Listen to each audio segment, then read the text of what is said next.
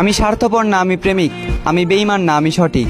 আমি বোকা প্রেম ভিক্ষুক ছিলাম, তবে অন্যের দ্বারে যাইনি, তোমার কাছেই তোমাকে ভিক্ষা চেয়েছিলাম। আমি জানি আমি হয়তো তোমাকে পাওয়ার যোগ্য না, তবে ভালোবাসার যোগ্যতা দেখে না। এমনও একটা দিন আসতে পারে যেদিন তুমি আমার যোগ্য হবে না।